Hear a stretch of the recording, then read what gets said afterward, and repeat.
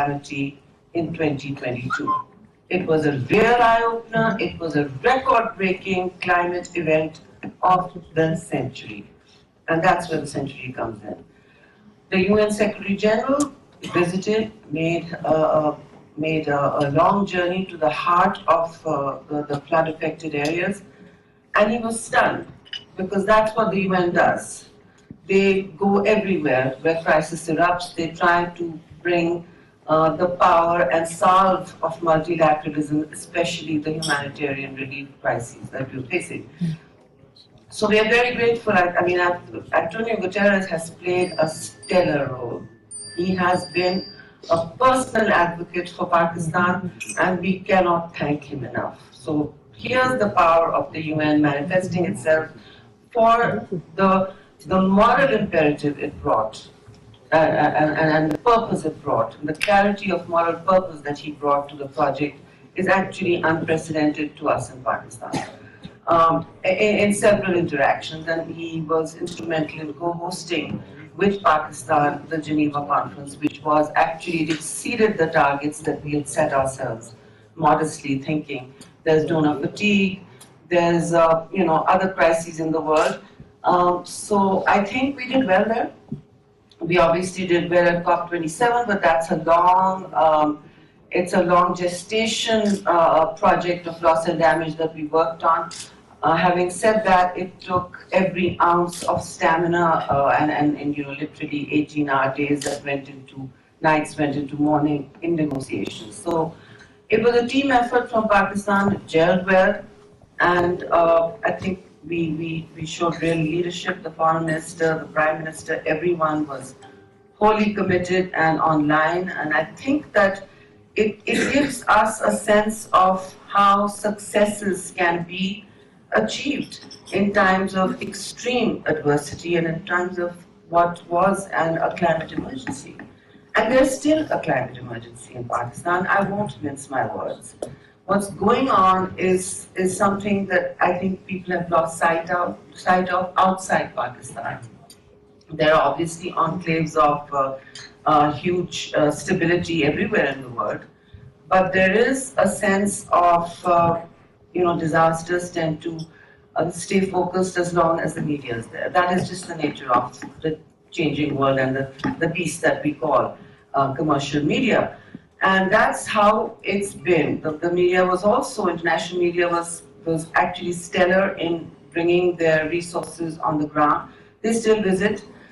But let me give you a quick rundown on why I'm saying record-breaking, because it impacted 33 million people in one go.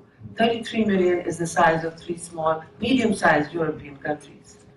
And make no mistake, it's not over. 20 million are still affected, which Antonio Guterres very aptly said at Geneva is 3 times the size of his country, Portugal.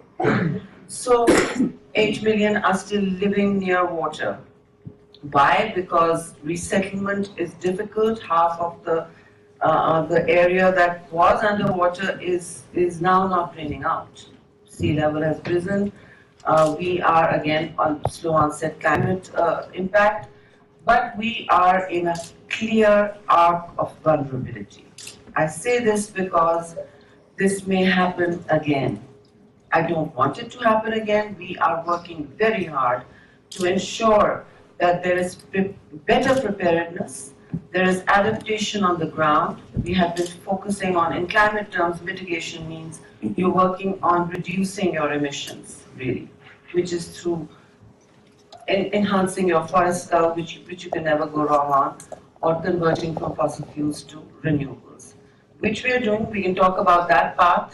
We're doing that anyway because we need to reduce our import energy bills. Those are very high. The return of a conflict or war to Europe has actually thrust many countries on this arc of vulnerability into a magnitude of crisis that we really have never seen before. So yes, we are importing wheat. This was a wheat exporting country. We are importing, we've even had to import at some point such a huge LNG and oil component. So you really don't lecture me on the use of fossil fuels for everybody's leapfrogging development. Nobody is anymore because we are, silently not doing what we need to do.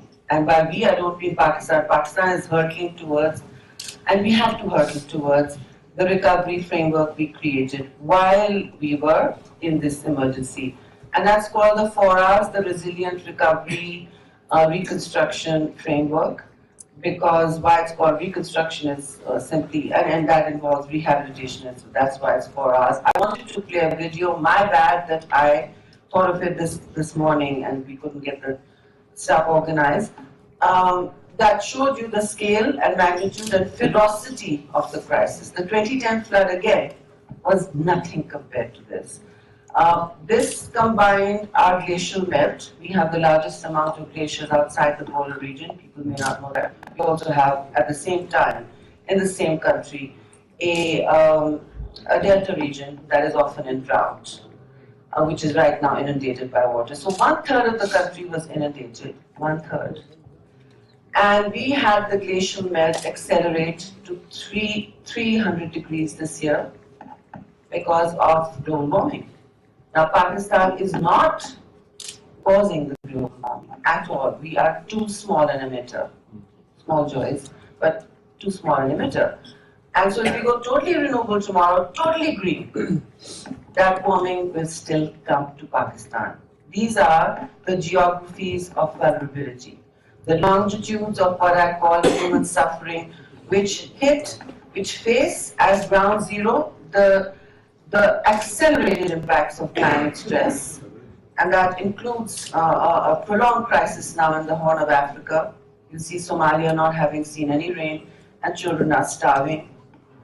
But the human race, in its addiction to consumerism and waste, has decided to build. That's just how people are, all of us. To build, mental guards against, just to carry on, to power through the day. You're going to ignore the crisis because you can't innovate in your day, but you will have to. विफाकी वज़ीर बराए उसमें विफाकी वज़ीर मौसमियाती तब्दीली शहरी Rahman world economic forum की तकरीब से खिताब कर रही थीं। उन्होंने कहा कि पाकिस्तान में सैलाब से गैर मुतवक्किल तबाही हुई। पाकिस्तान को मौसमियाती तब्दीली का सामना है। ऐसे वक्त में जब दुनिया के बहुत से ममालिक को मुख्तलिफ मसाइल दरपेश हैं, ऐसे में पाकिस्तान की मदद का ऐलान करना काबिल तहसीन है। उन्होंने वर्ल्ड पार्टनर्स का मदद पर शुक्रिया भी अदा किया।